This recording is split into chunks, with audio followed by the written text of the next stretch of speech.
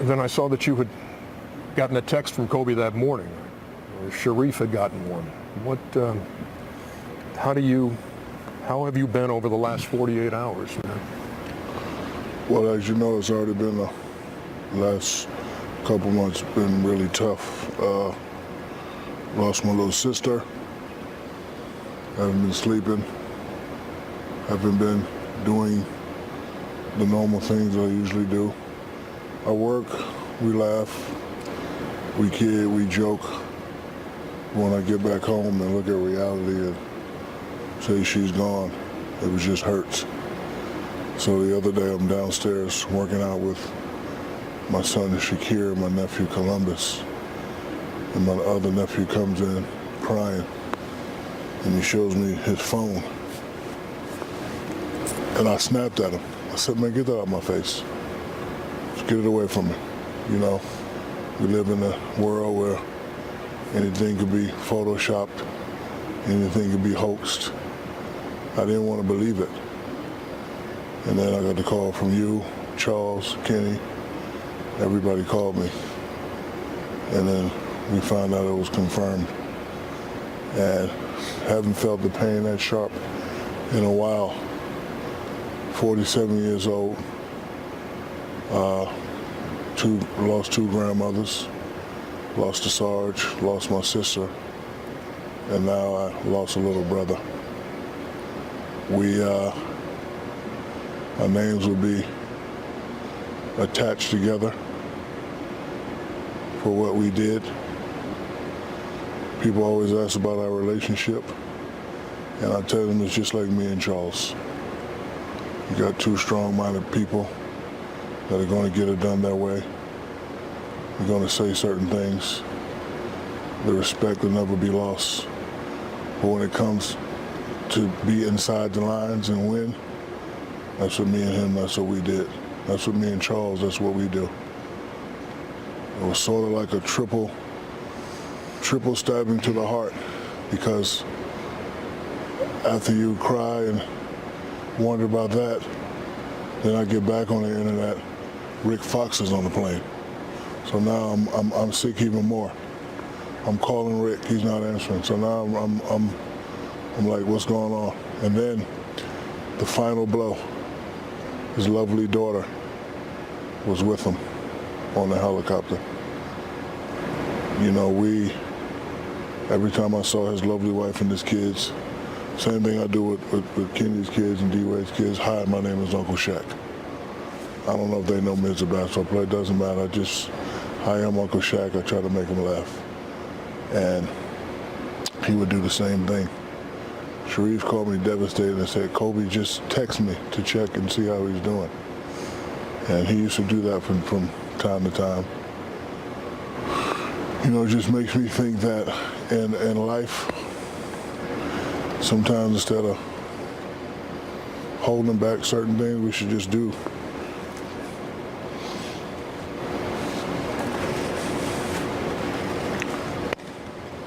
D-Wade. Hold on, let me finish. Okay, go. We up here, we work a lot. And I think a lot of times we take stuff for granted. Like, I don't talk to you guys as much as I need to. The fact that we're not going to be able to joke at his Hall of Fame ceremony.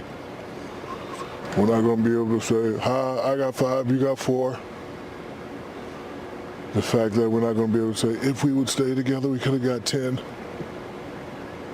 Those are the things that you can't get back. And with the loss of my father, my sister, and my thing, that's the only thing I wish I could just say something to him again. Last time I talked to him was when we were here and I asked him to give 50 and he got 60. It's the last time I spoke to him. And I just wish I could have, you know, so it definitely changes me. I have to, because I work a lot. You guys know what I do. I work probably more than the average guy, but I just really have to now just take time and just call and say, I love you. Rick Fox finally called me and said, man, I love you. B. Shaw called me.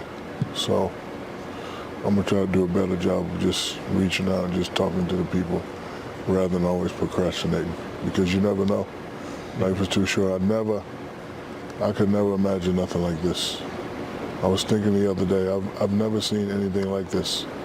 All the basketball idols that I grew up, I see them. They're old.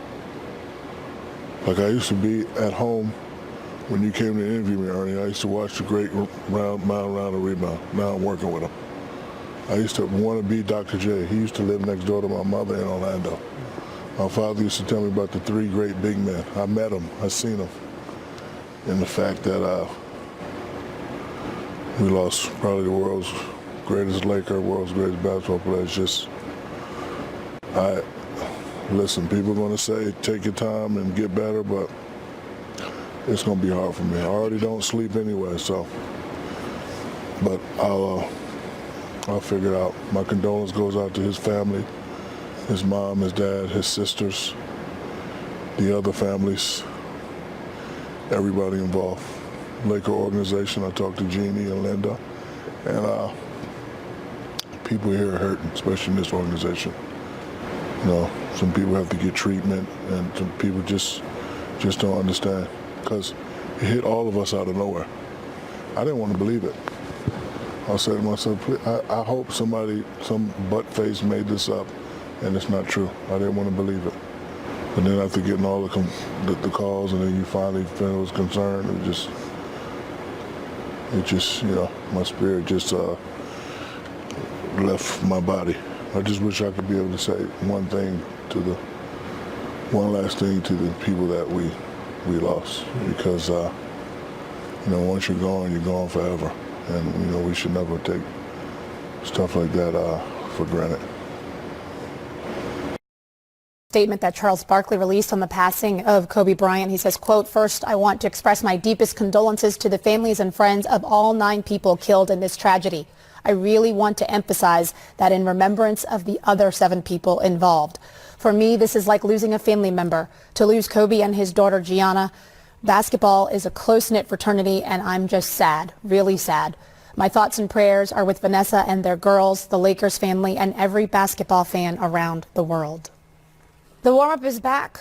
Earlier this evening, we had the pleasure of speaking with our friend Kenny the Jet Smith and his relationship with Kobe Bryant. Let's listen.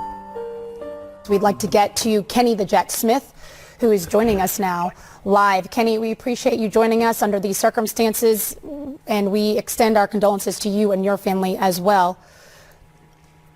Yeah, same with you guys. This is the NBA family. This is an NBA loss. You know, obviously, it's tragic, you know, hearing the news about Kobe, but then it became horrific when we hear about his daughter and her friends and teammates and all of those things that's going on, and their families. I just think that it's, you know, a deep loss just in general for everyone that's involved. It certainly is, and today the NBA made an announcement, Kenny, that they are postponing the Lakers-Clippers game tomorrow. They will announce the date, the future date, in the future, and I was curious if you had ever seen anything like this before. I don't recall the NBA ever postponing a game aside from a natural disaster or something that eliminated the possibility of even playing in the arena. Yeah, I think it's the same. We've all, you know, I think gone through the same thing. I don't think we've ever seen anything like this. I think it's a protocol that was definitely needed. I live here in Los Angeles. I was trying to wrap my head around, Stephanie, like, and guys, like, going to the arena tomorrow. Like, and for me, it hits a little differently in this regard. You know, I never played with Kobe.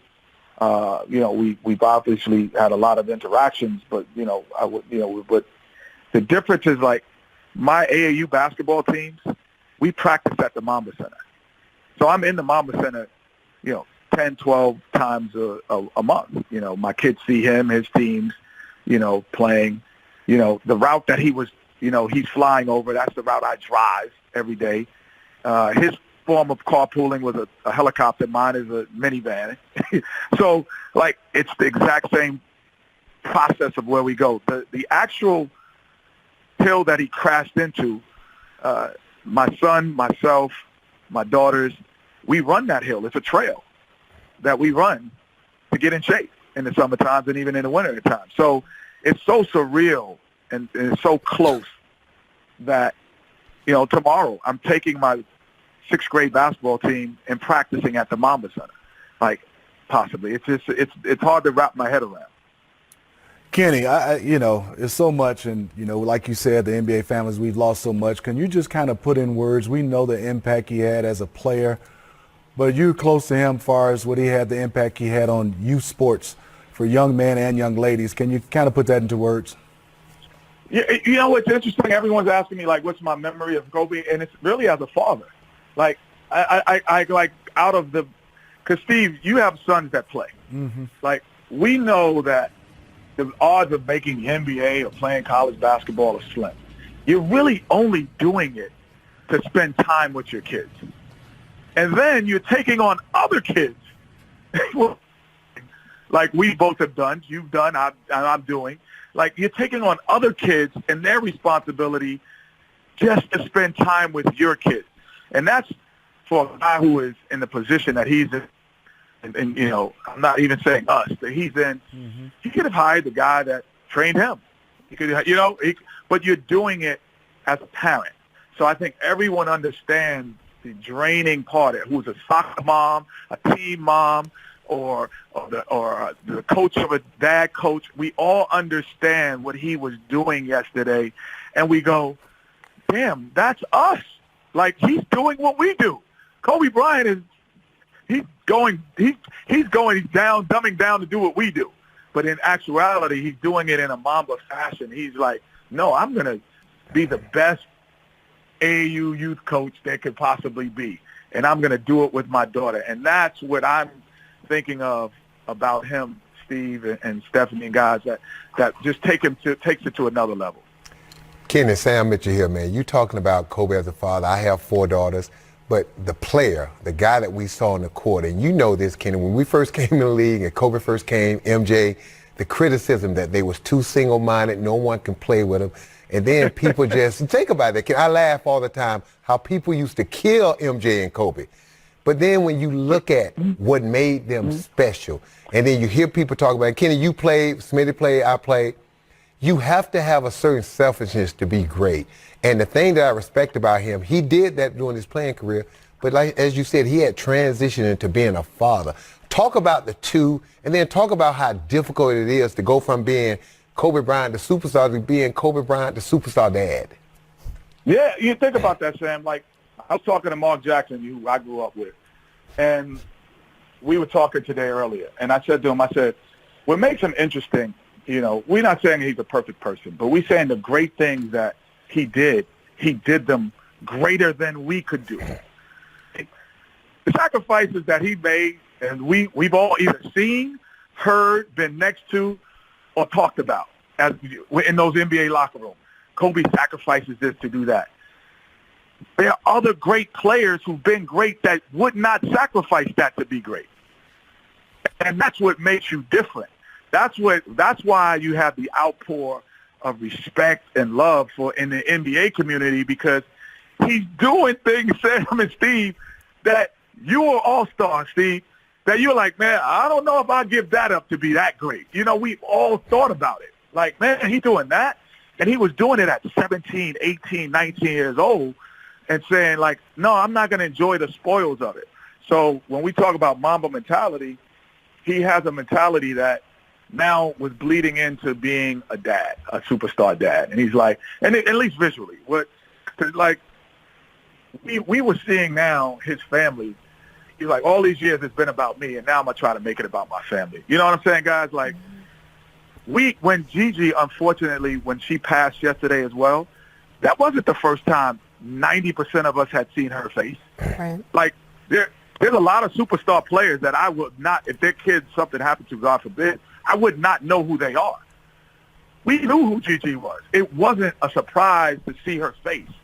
And that's the difference about the transition that you're talking about, Sam, that I know that you do with your daughters, and one of your daughters work at TNT, and like Steve, your kids, I see them all the time and going to college. Like, we understand what that feels like. And that's what makes it so horrific for us personally, because we know what we have to sacrifice to even get those moments. Kenny, you mentioned Kobe as a teenager when he was a rookie in the NBA. It was your last season.